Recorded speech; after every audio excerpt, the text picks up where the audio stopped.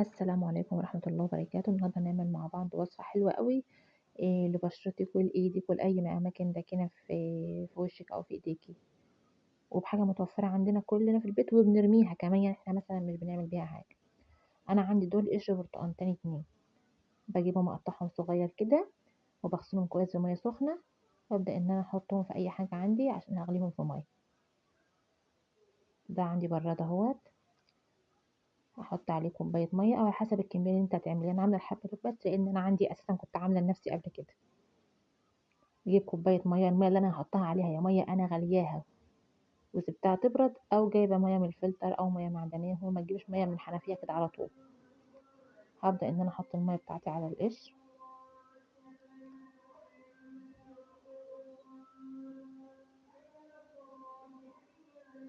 وأبدأ إن أنا أرفعها على النار.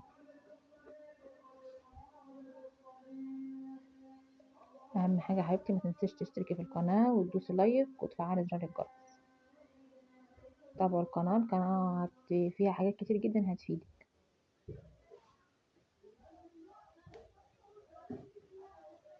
حالًا هو بيغلي دلوقتي على النار، كان بدأ معايا يغلي. هنسيبه بعد الغلوان حوالي ربع ساعة يغلي. أنا عايزة قشرة البرتقانة دي يعني كأنِك بتسويها كده، لحد ما تلاقي المَيّة اللي حوالين القشر دي كلها بقت اللون الأورنج الغامق. شوفي هي لسه دلوقتي كمان لسه بادئ يغلي، المَيّة بتاعتها لسه فاتحة، ما خدش الدرجة اللي أنا عايزاها، لسه فاتح خالص، لسه مَيّة. هاسيبه يغلي كمان شوية لحد ما الاقي قشرة البرتقانة كأنِك بتسوي القشر بتاع البرتقان. ده فيه كمية فيتامين سي لبشرتِك ولا أحسن سيرم ممكن تجيبيه، وبأسعار غالية جدًا. بالعكس بقى ده طبيعي جدًا وهيفيدِك. هابدأ إن أنا برضه كل شوية أروح أبُص عليه كده. أهم حاجة ما تكتريش المَيّة بتاعته أوي عشان خاطر إحنا عايزينه مركّز وحلو. هو هنا كان خلاص، كنت أنا شِلته من على النار، وصل للي أنا عايزاه. شوفوا السيرم ما شاء الله جميل إزاي. دلوقتي بقى هاغطّيه، أهم حاجة تسيبيه يبرد. هاغطّيه وسيبيه يبرد براحته، ما تبردهوش أنتِ، لإنه لمّا بيبرد لوحده بيبدأ برضه ياخد من القشر بتاعه تاني. هاجيب الصفاية بتاعي وعندي كوباية نضيفة، هابدأ إن أنا أصفّي القشر منها،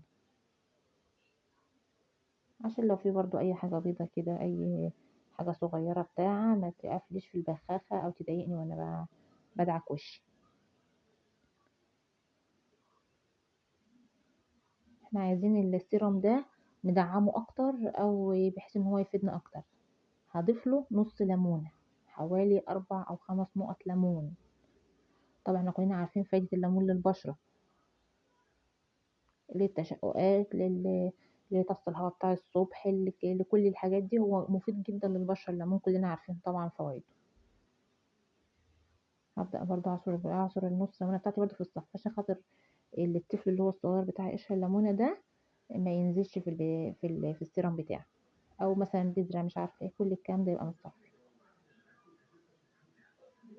هنا خلصت كده تصفية. هو طبعًا كان بارد.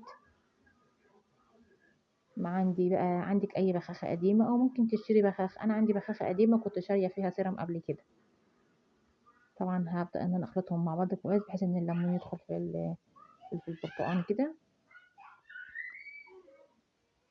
عندي البخاخة بتاعتي، أنا طبعًا غاسلاها بمَيّة سخنة ومنشفاها وكل حاجة، هي مكانها أصلًا سيرم قبل كده، أو ممكن تشتري واحدة من برّه، هي بتنباع يعني بتبقى متوفرة. هابدأ إن أنا أحطه فيها. هي البخاخة أفضل، ممكن تحطيه في علبة أو إزازة، بس البخاخة أفضل بحيث إن أنتِ تعرفي تتحكمي في الكمية اللي أنتِ بترشيها، لإن طبعًا الإزازة أو غيره هتدلقي فهيبقى كتير. ده يا جماعة على الوش الصبح وبالليل، بُخي بخيتين على وشِك وادعكي وشِك وعلى إيديكِ، رهيب. أنا معتمداه على طول.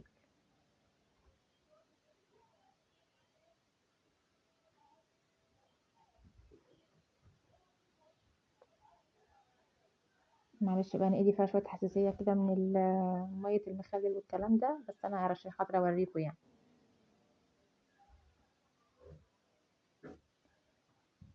دي خلّيها بس أحطها في التلاجة.